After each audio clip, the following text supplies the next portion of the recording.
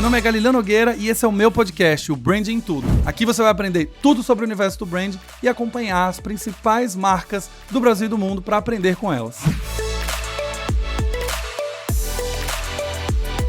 Olá, cidadãos da Galileia, sejam muito bem-vindos a mais um episódio do Branding em Tudo Podcast. Aquele podcast que eu sei que você tá maratonando, porque vocês estão me mandando mensagem falando isso. E hoje a gente vai ter um convidado muito especial, que eu sou bem fã, já falei isso pra ele pessoalmente, agora eu estou falando gravado também. Já li o livro dele, já consumi bastante entrevistas que ele deu, acompanho ele na época de Papo de Homem ainda, de 2000 e alguma coisa, que ele saiu lá numa matéria em 2008, 10, sei lá. E aí quando eu me mudei pra São Paulo, eu falei, quero conhecer esse cara. Demorou um pouquinho, de quase 10 anos, mas foi. Aconteceu. Aconteceu. Mas antes de eu revelar quem é, vai ter um momento de surpresa aqui. Se você tá chegando nesse podcast por uma indicação de um amigo, você recebeu esse link, seja bem-vindo. Eu me chamo Galileu Nogueira, tenho mais de 13 anos de experiência ajudando a construir marcas muito queridas nesse Brasil. E a ideia do Branding em Tudo Podcast é que eu compartilhe um pouco dessa experiência junto com vocês e os meus convidados também. Então só trago gente aqui muito incrível, que tem histórias muito legais. E sem mais delongas, estamos aqui com Facundo Guerra. Facundo Guerra, seja bem-vindo ao Branding em Tudo Podcast e aos Cidadãos da Galileia, que acho que você não ouviu ainda, mas são as pessoas que me seguem. É o nome do fandom. Cidadãos da Galileia, que nome mais Velho Testamento, né? É isso. E você sabe que esse nome, quando eu fui escolher, eu não gosto muito de Cidadãos da Galileia, mas eu achava que era muito egoísta chamar de Galileus também. Então eu falei, vamos de Cidadãos que é mais tranquilo. Eles habitam um vilarejo aqui. E vamos que vamos. Você construiu um território, no final das contas, né? Exato. Tem tudo a ver com cidadão. Exato. E aí tem uma brincadeira que eu faço aqui, que eles, quem maratona o podcast, quem acompanha no Instagram, quem segue no LinkedIn e quem já estudou comigo, tem o passaporte pra entrar no vilarejo. E aí eles podem entrar e acessar. Quem não compartilha, não faz nada disso, eles perdem o passaporte e não podem ouvir mais o podcast. Então essa é a ideia. Massa. Seja bem-vindo, Facundo. Queria que você contasse um pouquinho da sua história, rapidamente. Sei que sua história é, gigantesca, enorme, com muito empreendimento, mas dá um panorama pra quem ainda não te conhece, aqui no Branding em Tudo Podcast. Duvido muito, a gente tem uma audiência aqui de coordenadores, gerentes de marketing, todo mundo que é envolvido, então já te conhece, mas eu acho legal você contar um pouquinho da sua história. Vou rapidamente contar em 1 minuto, vamos lá, hein? Em um tweet. Eu sou argentino, né? Filho de pai, meu avô e meu bisavô eram comunistas, isso marca um pouco minha base ideológica. Vim para o Brasil depois da anistia na década de 80, estudei engenharia, fiz escola de engenharia Mauá, depois segui o caminho da classe média baixa aqui, de estudar, sempre com bolsa, para conseguir ascender socialmente. Trabalhei em grandes corporações, fui morar fora, trabalhei com internet no começo da década de 90. Aí eu fiz jornalismo internacional e política na PUC. Aí depois eu fiz mestrado e doutorado em ciência política pela PUC também, fiz um monte de curso livre, história da arte, história do cinema, ética, estética. Depois, aos 30 anos, fui demitido e comecei a abrir um monte de plataformas, um monte de aparelhos culturais. Então eu abri, 4 boates, 3 casas de show, eu abri 25 negócios nos últimos anos, entre eles o Vegas, o Altar, o Cine Joia, o Lions, o Iate, o Bar dos Arcos, o Blue Monte, o Volt, o Zé Carniceria e tantos outros aí que eu já começo a perder a conta. Boa.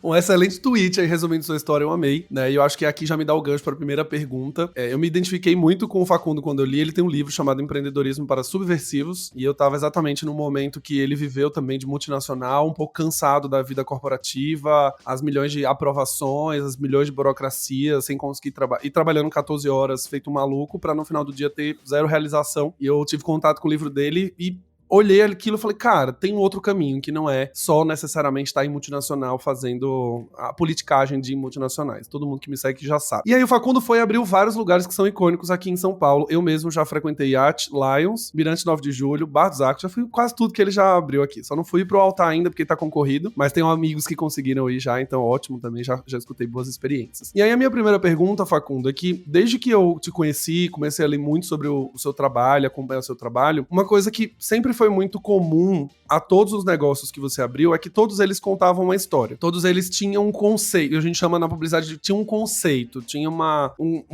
tinha um storytelling ali. Eu odeio usar a palavra storytelling, mas eu acho que é a que mais descreve. Tinha uma história ali a ser contada. Você vem de engenharia. Eu já trabalhei com muitos engenheiros em marketing e geralmente os engenheiros acabam indo muito para as áreas de aquisição, growth, retenção e número e multiplicação, e um marketing muito voltado em performance. De onde veio esse lugar de você entender que as marcas que você ia criar precisavam ter um nome legal, uma história legal, um conceito legal? Cara, eu acho que assim, desde pequeno eu tive uma infância muito solitária. Então, grande parte da minha infância eu passei dentro de uma videolocadora.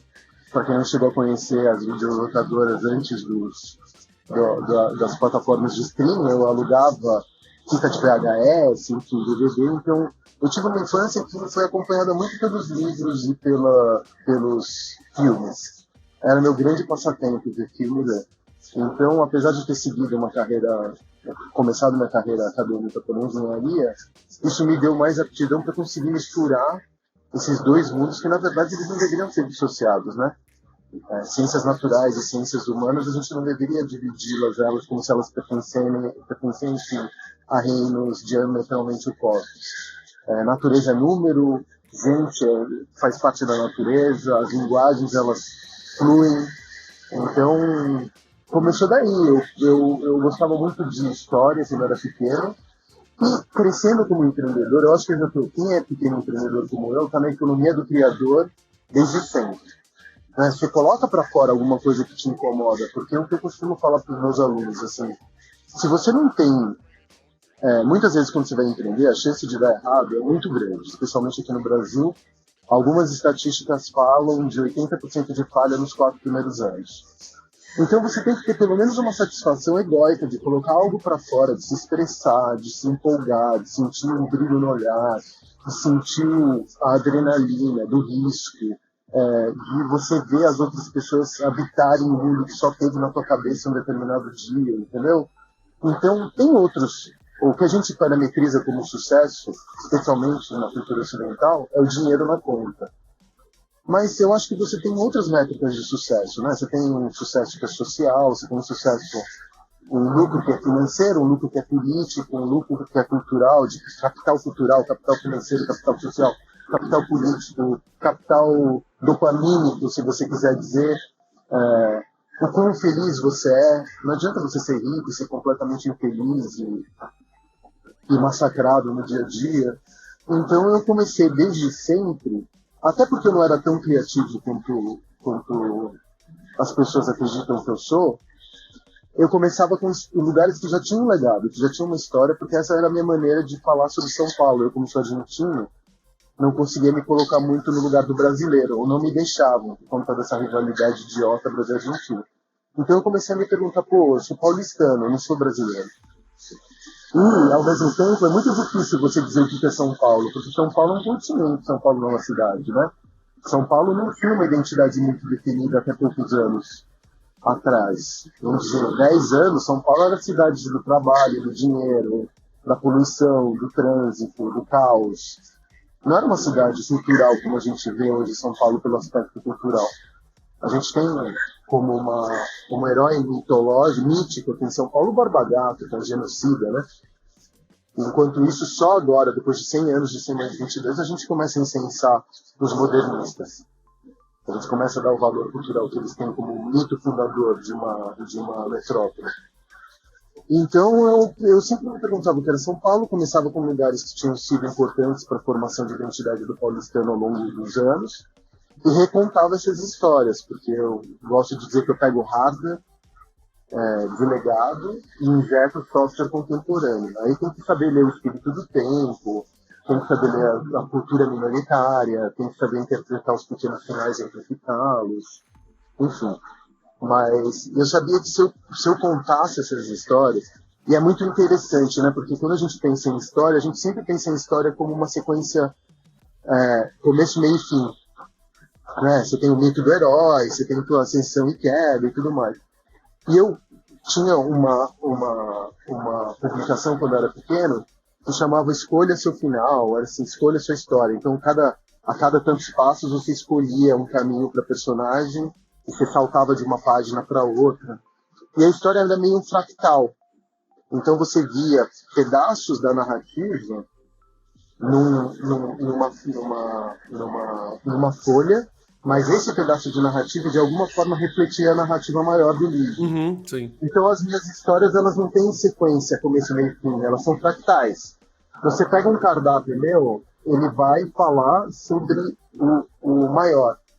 Não necessariamente, quando a gente fala de história, a gente normalmente usa essa lógica meio causa e consequência, né? Meio a lógica do começo, meio e fim. E eu gosto de contar histórias como se fossem fractais. Então, no menor pedaço de um lugar meu, eu tenho, reverbera a maior história que eu estou contando por trás. E eu também gosto de pensar em histórias em múltiplos níveis. Então, às vezes, a pessoa não está querendo saber a história. É legal, porque quando você conta uma história, você vem para o mito do herói, né? Que a gente aprende muito no marketing. Uhum, sim. Eu acho que o erro que as pessoas cometem hoje é acreditar que o negócio é o herói.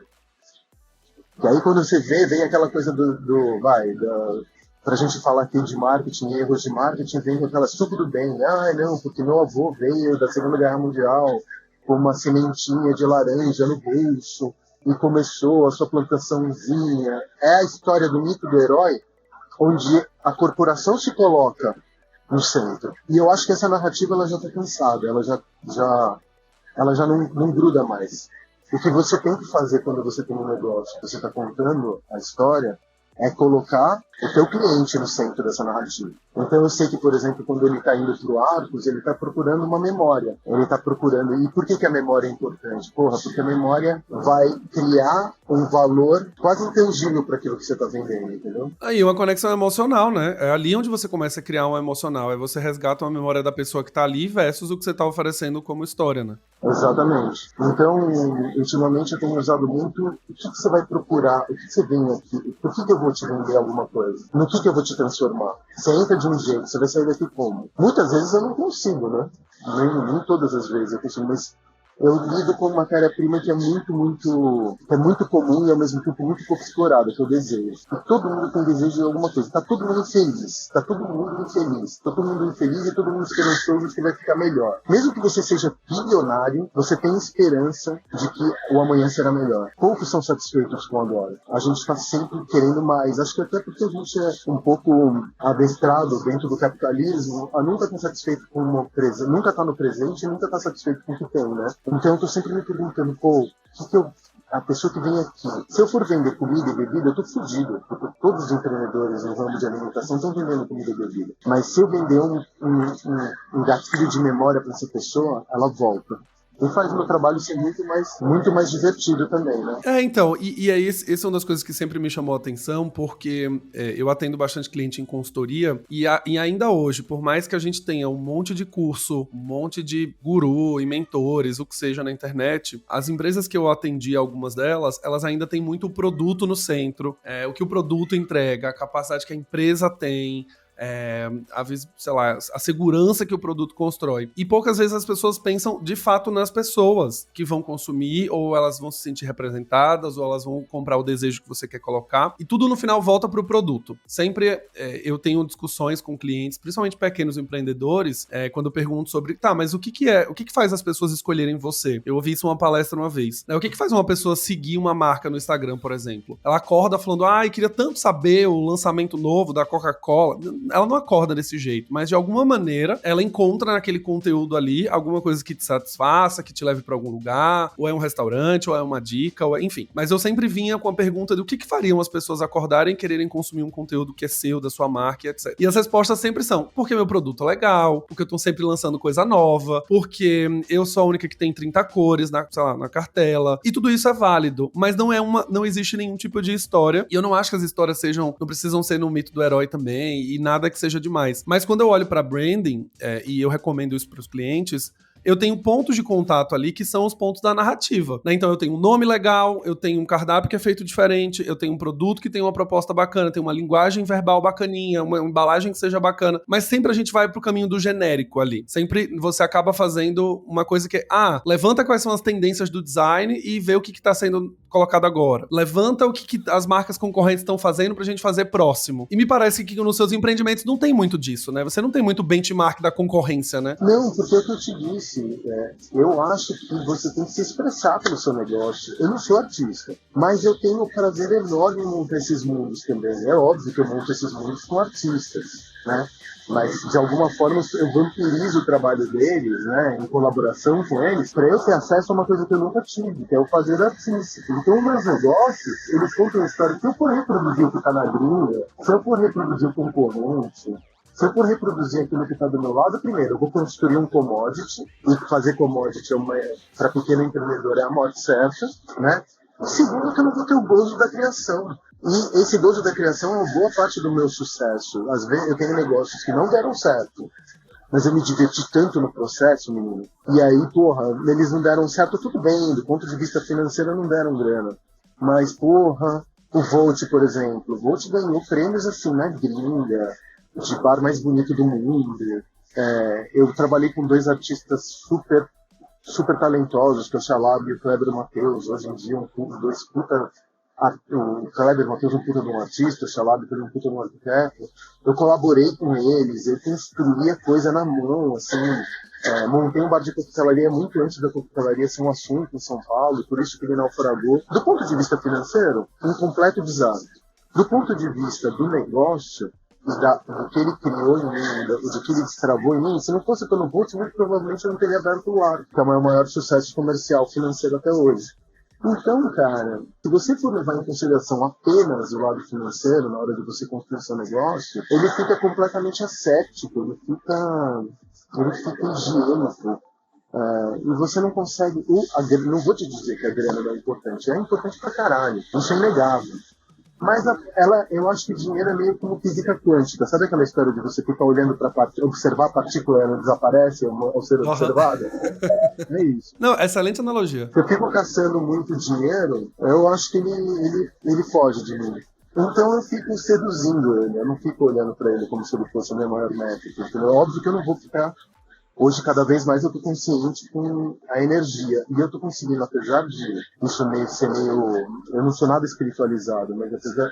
Eu sou engenheiro, então energia, para mim, ela não tem um caráter metafísico. Ela é material, ela é presencial. Uhum. E dinheiro, para mim, é uma forma de energia.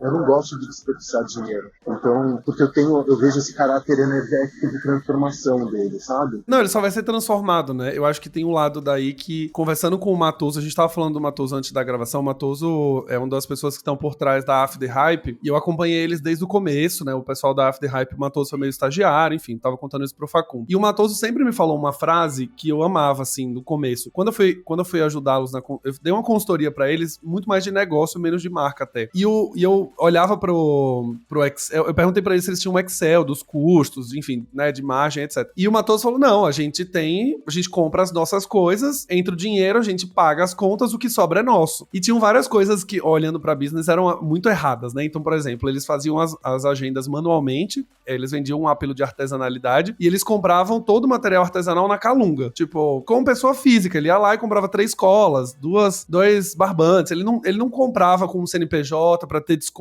pra flex, enfim, não faziam isso. E aí eu lembro que na época eu fiquei enlouquecido, eu falei, cara, como que vocês fazem tudo isso e ainda estão ganhando dinheiro, pelo amor de Deus, vamos ajeitar essa casa e tal. E aí eu perguntei uma vez, quanto custa pra uma agenda ficar pronta? E o Matoso, ele me respondeu uma frase que sempre me permitiu olhar pra branding dessa forma. Ele falou, cara, eu não sei ainda, vai ser importante saber, mas eu faço uma agenda que eu gostaria de comprar. E eu não fico olhando pro lucro, eu não fico exatamente sabendo se eu quero ganhar muito dinheiro, mas eu queria fazer um negócio muito foda, que fosse divertido, que fosse engraçado, que as pessoas recebessem, tivessem prazer de ter. Pode ser que não dê lucro nenhum.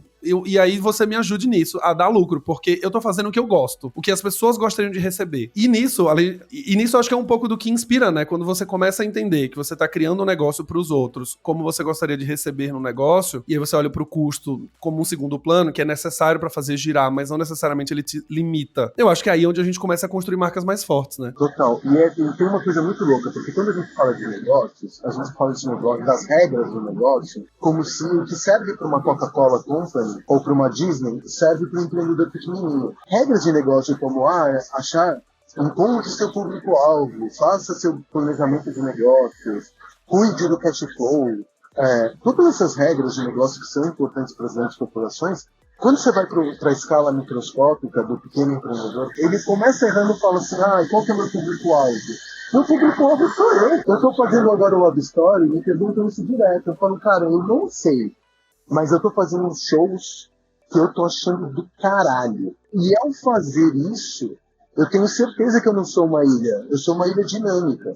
Eu sou uma ilha que se conecta com outras pessoas que também são ilhas. Eu tenho certeza que tem um monte de gente que tem o mesmo gosto que eu tenho. Pode ser refinado, pode ser tosco, eu não sei. Mas eu tenho certeza que o bagulho que eu gosto, outras pessoas vão gostar. Porque eu também vivo em tempos de redes sociais, eu vou encontrar minha turma. Eu vou alcançá-los, porque eu tenho certeza que se eu quero ver esse tipo de coisa, tenho absoluta certeza que outras pessoas também em algum momento vão querer. E elas vão sair de lá tesudas, elas vão sair de lá chocadas, incomodadas. Eu também não quero fazer alguma coisa chapa branca, eu quero chocar também.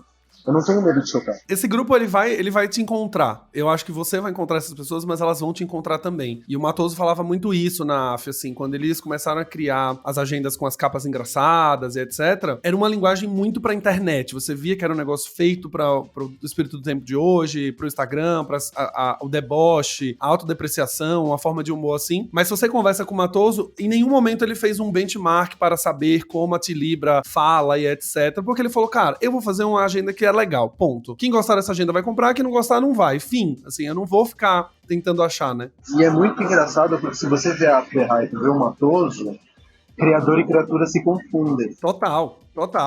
A criatura que é a After Hype é o dispositivo anteparo que o Matoso usou para resolver os problemas de antissociabilidade que ele tem, enfim. São coisas que você acaba...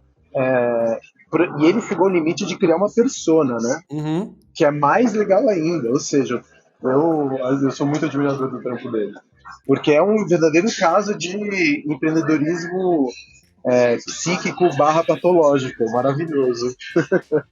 Não, é incrível. E assim, eu já chamei o Matoso muitas vezes pra vir pra cá no podcast e grande parte das vezes ele fala que não quer vir justamente porque ele acredita que aqui a gente tá discutindo técnica, estratégia, ferramenta, e ele fala, eu não tenho um brand book da After Hype, eu não tenho um guideline de como criar um copy, sabe? Então, exato. E eu falava pra ele, eu fiz justamente essa mágica no final do dia, que é você conseguir construir uma marca em que é uma autoexpressão sua, a sua forma de humor, a sua maneira de enxergar o mundo, o seu deboche, o seu humor, e que talvez essas ferramentas, como você trouxe, Facundo, elas vão existir se ele um dia tiver 200 funcionários, que ele vai precisar de gente que replique esse conteúdo e ele precisa orientar, mas ainda assim, né? Aí que tá o ponto.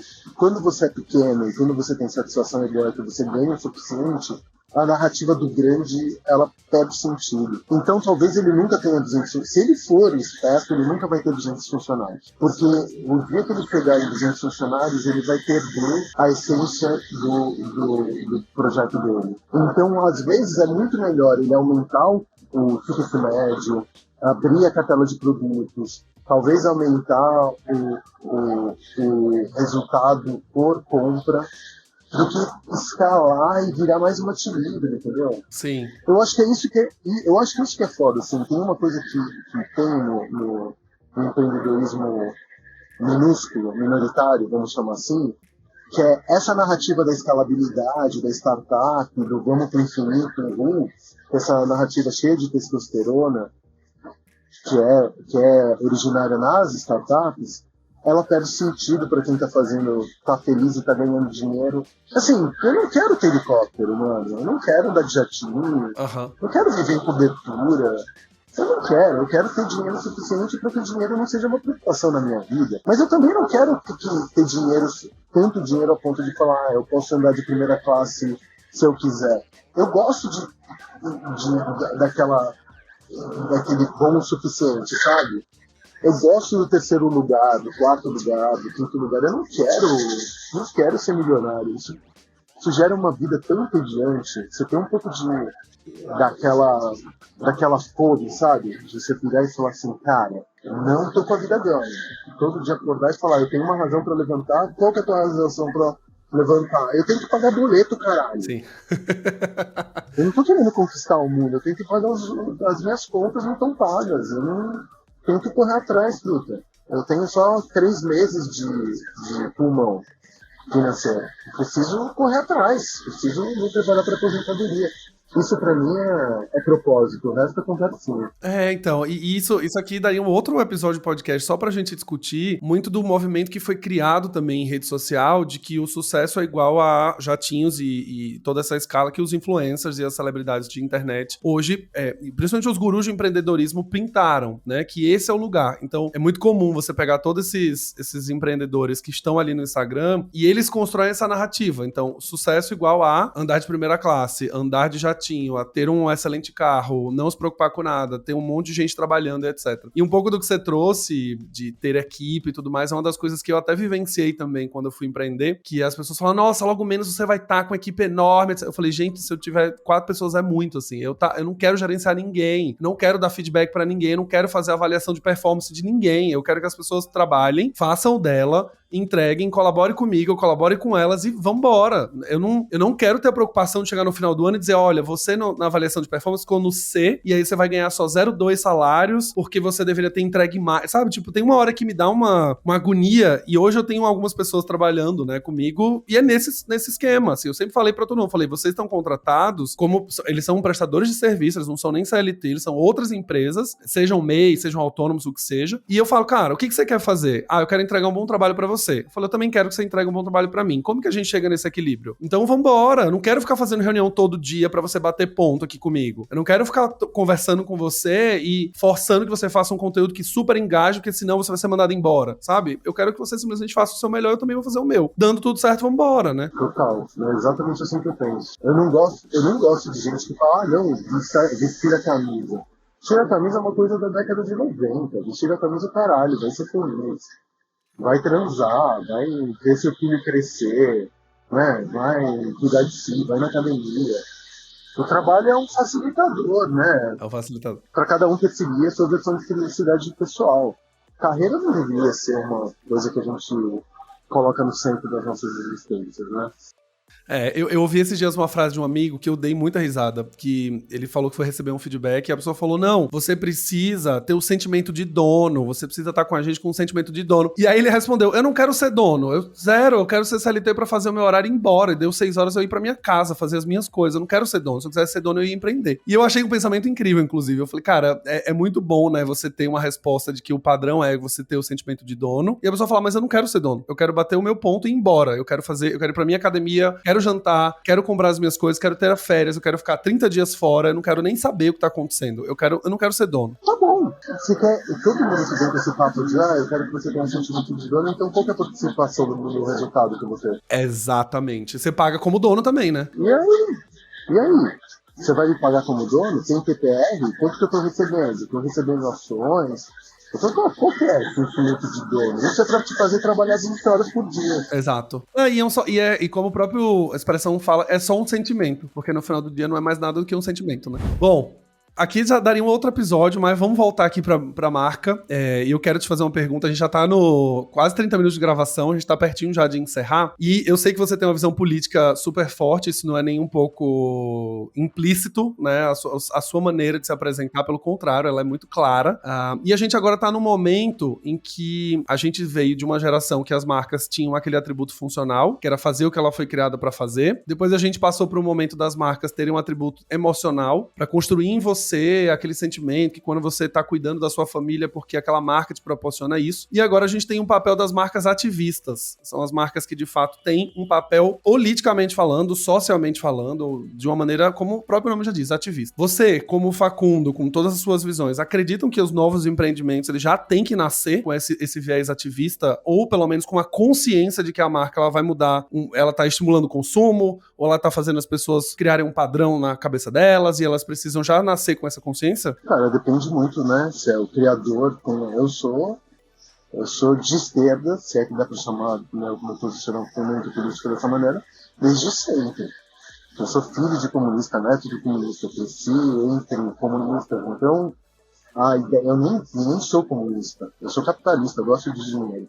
Mas eu acho, sim, para resumir meu posicionamento, eu acho que especialmente no Brasil a gente tem um legado da escravidão que manchou socialmente esse país durante 4 séculos e que o Estado ele tem que por obrigação, reduzir essa inequidade e reduzir a desigualdade social. Isso daí acontece via Estado e não via iniciativa privada. E por causa disso me chamam de esquerda. Eu acho que essa deveria ser uma pauta de todos os aspectos políticos, mas tudo bem. Mas tudo bem, né? E eu sou assim, quer dizer, então se eu sou assim, os meus negócios são, porque se os meus negócios são veículos para eu falar sobre a minha visão de mundo. Então, nesse caso, como eu sou um ser político, ativamente político, os meus negócios também o são. Agora, se você não é, se você é de alguma forma politicamente passivo, né? Passivo, você só tá ouvindo, passando, né? As coisas estão acontecendo, você não liga, você tá ligando só pro seu próprio negócio ali. Eu acho que seria um erro tentar criar artificialmente um posicionamento político se não está na gênese. Muita gente começa a empreender tentando mirando numa causa maior, seja consumir melhor, seja resolver algum problema estrutural no mundo. E eu acho que, se for o caso do empreendedor, se ele está tentando com seu produto, seu serviço, reduzir algum problema estrutural no mundo, deixar isso vazar também para a comunicação da sua marca. Agora, o que tem de mais escroto, que eu odeio, é ativismo a posteriori. Explica para nós. Não, agora eu vou falar que eu sou sustentável, que eu estou preocupado com o derretimento das calotas polares, porque o meu sabão é biodegradável e, não, para. Tira esse discursinho cafona da tua comunicação, porque isso não é nem verdade. Eu acho que as pessoas já têm muito, hoje em dia as pessoas estão com a sensibilidade muito aguçada para besterol, sabe, do estágio. Então, não tenta enganar as outras pessoas falando que você é uma coisa que você não é, não. Porque isso só vai ficar mal e vai ficar meio esquisito. Então, se você é politicamente engajado, quantos por cento do teu resultado você doa por uma causa política verdadeira? Não vamos falar de 1%, vai? Não, 1% do que a gente faz a gente vai doar pra gente... para de ser, porque se normalmente esse 1% já está embutido no valor, quem acaba pagando por isso é o consumidor. Exatamente, não tem nada de doação no final do dia, né? Então, e adianta você falar, não, porque eu tô preocupado com o planeta, aí você faz os bagulho lá na China, né? Você faz as coisas usando mão de obra infantil. Vai. Eu acho isso muito, muito hipócrita. Eu acho que hipocrisia não é um luxo que um pequeno empreendedor pode ter. Mas, de repente, isso daí pode até cair como uma... Eu acho que, sinceramente, olha, a pandemia me mostrou isso. Quando bateu a pandemia, todo mundo falava, não, compre do pequeno empreendedor. Eu não sei se você se lembra. Lembro, super. As marcas, inclusive, de cartão de crédito, de maquininha, todas se apropriaram desse discurso, né? Compre do pequeno empreendedor. Todo mundo falava, não, compre do pequeno empreendedor. Passou a pandemia, o que todo mundo fez? Comprar blusinha na Shine, baratinho. Aos montes. Não, e outra coisa, né? Por que esse discurso não continuou depois, né? Porque, beleza, na pandemia, ok, os pequenos precisavam. Mas se é uma causa genuína, por que a sua marca não fica como apoia os pequenos desde sempre, né? E você quer saber de uma coisa? As pessoas nem se deram conta que o que querem outras pessoas é qualidade de preço e comodidade. São essas as três grandes... Quando alguém quer comprar alguma coisa, especialmente se você está comprando uma blusinha ou um produto que não tem muito diferencial tecnológico, você não está procurando uma razão de existência. Você está procurando algo que seja barato, de boa qualidade e cômodo para comprar, que chegue rápido na tua casa. Ou, sei lá, que você compre e retire. O que elas querem das companhias é isso. O que elas estão querendo comprar de verdade é diferenciação social, brilhar na festa, arrasar no date. Aí as causas que fazem, os fatores que fazem elas comprarem isso são outros. Mas aí no final das contas não adianta falar que a blusinha é sustentável. Não sei se isso move o ponteiro, sabe? Agora, eu como pequeno, isso para os grandes, eu como pequeno preciso me posicionar.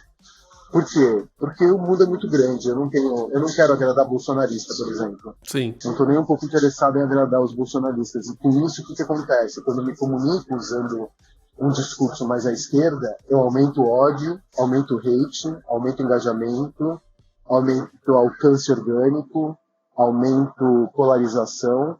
Isso tudo em nível discursivo. O que para mim é ótimo.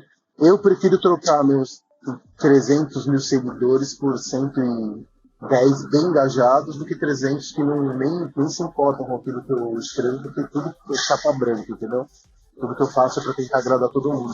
No final você tá construindo relevância, né? Eu acho que isso é uma das coisas que eu tenho conversado muito também, assim. Eu acredito, sim, que as marcas dentro dessa tríade, iniciativa privada, governo, Estado, sociedade, elas podem ajudar a impulsionar, sim, uma mudança na forma de olhar ou na forma de consumir. Eu acho que as marcas, na minha visão, precisam ter minimamente um papel. Eu acho que tem o a posteriori, que é o que as multinacionais estão tendo que fazer. Elas sempre, né, elas desde sempre poluíram o planeta e agora, por sofrerem um pouco, elas agora precisam ser sustentáveis, elas são obrigadas porque existe uma pressão de uma geração nova que tá um pouco mais ligada nisso e a sensibilidade das pessoas um pouco mais aguçada. Eu não sei, elas estão mais ligadas, mas eu não sei se elas estão dispostas a pagar mais por. Então, esse é o segundo dilema que entra no pequeno empreendedor principalmente, que é, se você olha pra causa, né, então a gente falando, por exemplo, de moda, eu trabalho com algumas pessoas do ramo da moda ali, eu conheço um pouco do bastidor. Se você fala assim, eu quero criar uma calça 100% sustentável, ela vai ficar inviável do ponto de vista de preço. Porque se eu for me preocupar do transporte da fibra do algodão que sai do interior de São Paulo e chega na fábrica e num caminhão elétrico que não produz nada, que aí quando chega na fábrica não usa água, e que não usa água usa uma técnica não sei o que lá, que aí tem uma máquina. Quando você olha pro final do dia, você não consegue entregar 100%, né? E você até consegue fazer, mas as pessoas não compram, né? Uhum. Até porque eu acho que quem tem que falar de sustentável não é a roupa, é a roupa de segunda mão. Quem está falando de sustentável não é o carro elétrico, é a bicicleta elétrica, é a bicicleta.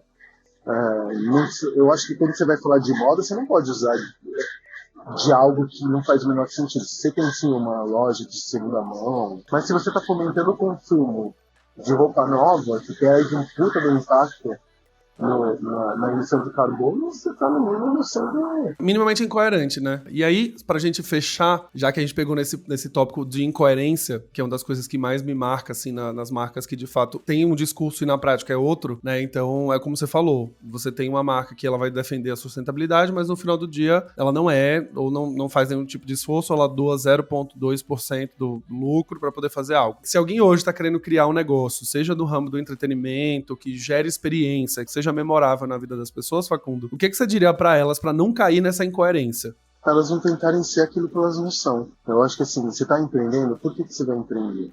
Você encontrou realmente alguma coisa que tem um ângulo? Não pode ser um ângulo narrativo, pode ser um diferencial competitivo, é mais difícil. Mas se você encontrou um ângulo narrativo, esse ângulo narrativo, ele ele entra em sincronia com quem você é. Eu acho que as pessoas têm que empreender como artistas, entendeu? Não que elas sejam artistas, mas elas têm que empreender como. Elas estudam, elas encontram uma linguagem própria, elas encontram um arsenal de ferramental, referências, né? Elas encontram as suas referências, suas palhetas, e aí elas empreendem. Eu estou falando de pequenos empreendedores, tá? O que a gente chama de empreendedorismo de criador, ou empreendedorismo autoral. E elas empreendem como artistas. E artistas têm que se transformar em empreendedores.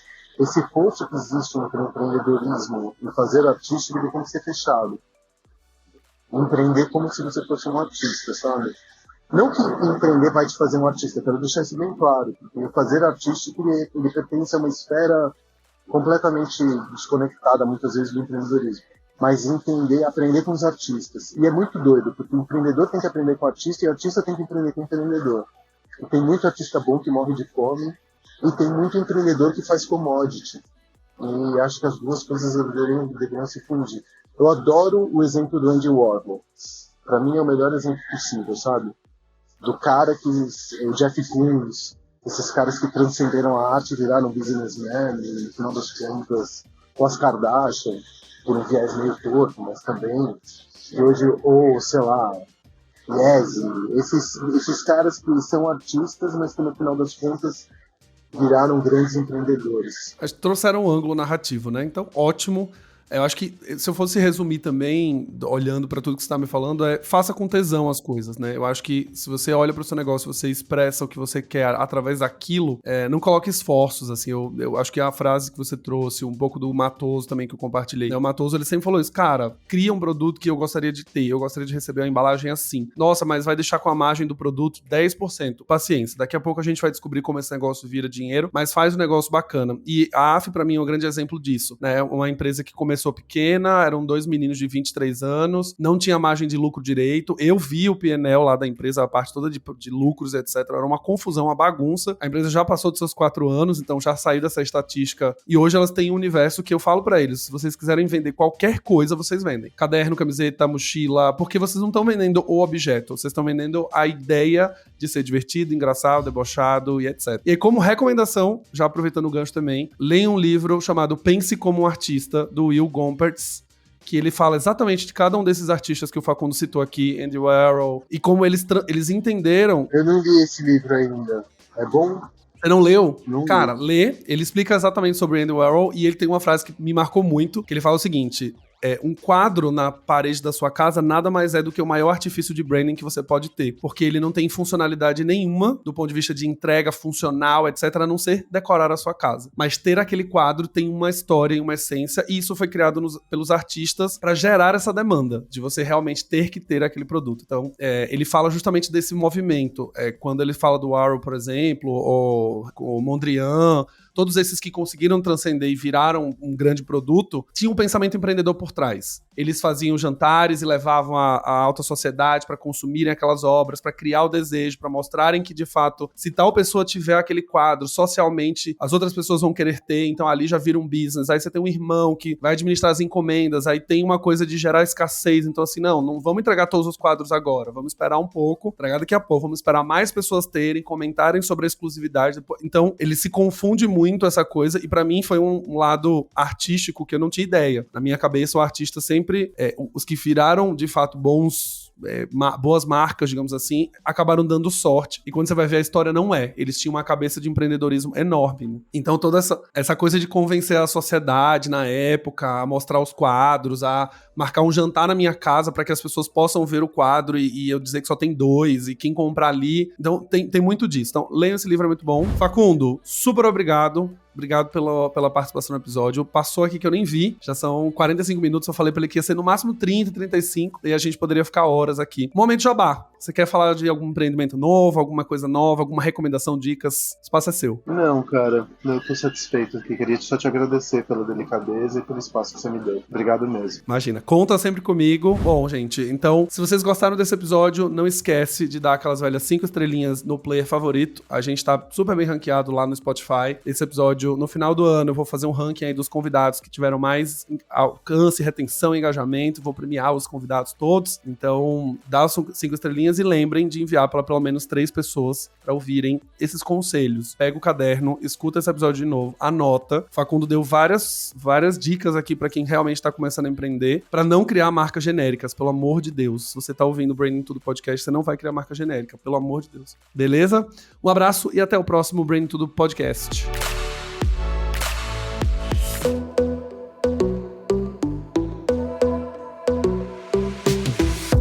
E esse foi mais um episódio do Branding Tudo, o seu podcast de branding. Não esqueça de me seguir nas redes sociais, @Galileu Nogueira, para ficar por dentro de tudo que acontece no mundo do branding.